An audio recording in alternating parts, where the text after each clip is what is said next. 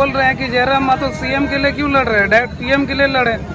एक सवाल है, आप जो बोल रहे हैं, बहुत सारे जो अभी नेता बने हुए हैं कहीं ना कहीं आंदोलन से निकले हैं, लेकिन आंदोलन जब करते हैं तब उन्हें जमीनी मुद्दा आम जनता के बारे में सोचते हैं, लेकिन जैसे ही वो नेता बन जाते हैं सब मुद्दा हवा हो जाता है, आदमी के बारे में नहीं सोचते हैं। तो उसके बारे में आप कैसे बोल सकते हैं उसके बारे में आपका जो जेडी केसेस के जो सदस्य होंगे वो ऐसे नहीं होंगे? उनको एक पाठ दिया जाएगा और हम लोग उम्मीद करते हैं जब हम लोग चुनाव लड़ेंगे बाकायदा हम लोग कोर्ट के कागजों के साथ एफिडेविट के साथ ये घोषणा भी कर देंगे कि हमें जो अगर हमारे नौजवान अगर हम ये नहीं कर हम जीत ही जाएंगे, यदि जीतने में सक्षम होते हैं तो अपने हिस्से का 25%, 30%, 33% रखेंगे, बाकी जो हिस्सा होगा उसको भी शिक्षा, स्वास्थ्य, अन्य मुद्दों के लिए हम लोग खर्च कर देंगे। ये हम लोग कोर्ट एफिडेविट के साथ बाकायदा जारी करने वाले हैं। तो हम लोग एक नया पैटर्न की तैयारी कर रहे हैं, थोड़ा समय लगेगा क्योंकि हम लोग नए हैं, हमें सीख रहे हैं, चीज़ों को सीखते हुए हम लोग आगे बढ़ रहे हैं। और सबसे बड़ी बात जो सबसे महत्वपूर्ण कारण है निजी संपत्ति।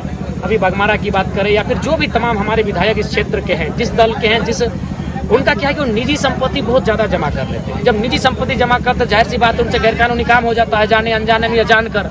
तो गैरकानूनी काम को छुपाने के लिए उन्हें अपना जो दहाड़ है उस पर भी कंट्रोल करना पड़ता है और उन्हें भी चुप रहना पड़ता है, और इसी का खामियाजा आज राज्य भुगत रहा है। उन्हें अगर निजी संपत्ति का अगर लोभ जिस दिन छोड़ देंगे हमारे विधायक सांसद कि हमको जितना मेरा पूर्वज का खेत खलियान है, छोटा सा मकान हो, छोटा सा परिवार हो, रोजी रोजगार का कुछ साधन हो, जो मिलता है पैसा उससे घर परिवार चले, तो मुझे लगता है ये झारखंड भारत स्वर्ग से सुंदर होगा। लेकिन जब निजी संपत्ति, और कैसा संपत्ति, आम व्यक्ति 10 कमा रहा है, आप करोड़ कमा रहे हैं, इससे एक संघर्ष भी हो रहा है, एक वर्ग का बहुत बड़ा अंतर बन रहा है कि आप आसमान में हो दूसरा पाताल में है। तो जिस दिन लोग ये समझेंगे कि चलो हम उससे थोड़ा बेहतर रहे, यदि बघमारा के सभी लोग एवरेज 8 रुपया कमाते हैं तो हम विधायक हैं, हम 15 कमाते हैं, ये सोच भी अगर स्थापित होगी तो बदलाव आएगा। लेकिन अगर वो 8 कमाते हैं तो हम 8000 कमाएंगे, इतना सोच में अंतर है। यही कारण है जिस दिन निजी संपत्ति, निजी स्वार्थ का छूटेगा ऑटोमेटिकली बदलाव होगा। और हम तो बोलते हैं जितना आज काला धन है, जिस प्रकार से ये वर्चस्व बढ़ रहा है, इन चीज़ों को अगर नियंत्रण में लाया जाए तो मुझे लगता है समाजवाद के साथ साथ एक अंतिम व्यक्ति तक रोटी की जो तलाश है वो पहुँच सकती है। दादा,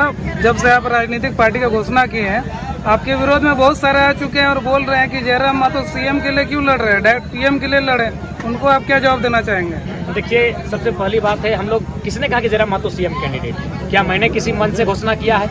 मैंने अपने जुबान से कहा है? हम लोग व्यवस्था परिवर्तन की बात करते हैं, एक विचारधारा की बात करते हैं जो राज्य में स्थापित होनी चाहिए। वो कोई भी रहेगा, चेहरा किसी का होगा, विचारधारा एक समानता की होगी, विचारधारा जल जमीन जंगल की होगी। तो हम लोग विचारधारा को स्थापित करना चाहते हैं, किसी शख्स को सीएम की कुर्सी पर स्थापित करने के लिए हम लोग आंदोलन नहीं कर रहे हैं। तो हमने कभी बाकायदा मौखिक रूप से। दादा, आप जो पार्टी बना ही ली है, तो एक अंतिम सवाल मेरा ये रहेगा कि अब आप आंदोलन कीजिएगा या 1 साल में आप अपना पार्टी का विस्तार कीजिएगा? नहीं, देखिए, आंदोलन भी होगा, पार्टी का विस्तार भी होगा। पार्टी जिसे हम लोग का घोषणा हुआ कि हम लोग अब दल बना के चुनाव लड़ेंगे, उसके एक ही दिन बाद रात को हम लोग डीवीसी में धरना में जाके बैठे, सड़कों पर बैठे, अब रात 2 बजे रोड पर बिताए, ऐसा बात नहीं है। आंदोलन सब चलेगा, मिला जुला चलेगा, लेकिन आज राज्य को जरूरत है एक ऐसी विचारधारा की जो पूंजीवाद की सोच को नियंत्रण कर सके, जो निजी स्वार्थ, निजी संपत्तियां जमा करते हैं उस सोच को मिटा सके, तभी राज्य बदलाव की गुंजाइश है। और मुझे लगता है गुंजाइश संभव है। मैं एक छोटा उदाहरण आपके माध्यम से एकदम एक ही उदाहरण में क्लियर करते हैं कि आसान है करप्शन मिटाना, उसके बाद आपका कहते हैं कुछ विकास का काम करना, बिल्कुल उनकी नीतियों में ही छुपा है। अभी उदाहरण के लिए ये चबूतरा जहाँ हम लोग खड़ा है, चबूतरा ही जिसमें हम लोग खड़ा है बैठे हैं, इसकी राशि क्या होगी? आज के डेट में अगर इतने बड़े चबूतरा का हम निर्माण करते हैं तो इसकी राशि क्या होगी? 2.5 लाख, 3 लाख, 2 लाख राशि होगी, अनुमान 2 लाख, 2.5 लाख, 3 लाख इस चबूतरे की राशि होगी। लेकिन इसी रेंज में अगर हम मकान बनाते हैं वो 1.5 लाख।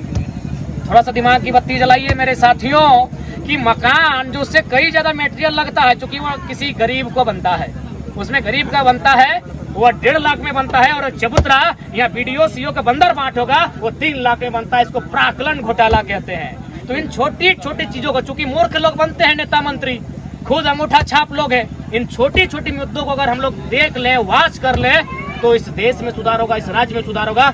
3 लाख का चबूतरा 75,000 में बनेगा, 2,25,000 बचेगा कि नहीं होगा? इसे प्राक्कलन घोटाला कहते हैं। जबकि ये मकान आपका जो प्रधानमंत्री आवास होता है चबूतरा से आधे दाम में बनता है। आप इतने तो समझदार हैं कि अगर चबूतरा और मकान को डिफाइन कर सकते हैं कि मटेरियल किसमें ज्यादा लगता है, क्योंकि चबूतरा में कोई पूछने वाला नहीं, वो सामाजिक है। जंगल में, पर्वत पहाड़ में कहीं बना दो, पैसा भर लो। चुनाव होने वाला है, विधानसभा चुनाव होने वाला है, तो उसमें कैसे चेहरे देखने को मिले? आंदोलन की उपज देखने मिलेंगे या पुराने राजनीतिक चेहरे देखने? नहीं, आंदोलन की उपज ही दिखेंगे। खासकर जिन क्षेत्रों में आंदोलन हुआ है, आंदोलन मुख्यतः धनबाद बोकारो में हुआ है, इसका कुछ हिस्सा गिरिडीह हजारीबाग को छूते हुए रामगढ़ कोल्हान तक पहुंचा है। तो जिन क्षेत्रों में आंदोलन हुआ है, आप निश्चित ही रहिए उसमें आंदोलन की उपज चेहरे ही दिखेंगे। हाँ, जिन क्षेत्रों में आंदोलन नहीं हुआ है, जो लोगों ने हमारा नैतिक समर्थन किया है, उनमें हम ऐसे चेहरे लेंगे जो राजनीतिक दलों में किसी ऊंचे पहदे पर या फिर विधायक सांसद नहीं रहे, उनको हम लोग लेने का प्रयास करेंगे। लेकिन हमारा सबसे जो मेन फोकस होगा कि वो शिक्षित होना चाहिए और हम लोग की जो कम से कम ग्रेजुएट की योग्यता होनी चाहिए, और दूसरी जो खास बात होगी कि वो कम से कम यूथ होना चाहिए और प्लस नॉन पॉलिटिकल होना चाहिए। उस पर 2-4% अपवाद हो सकते हैं।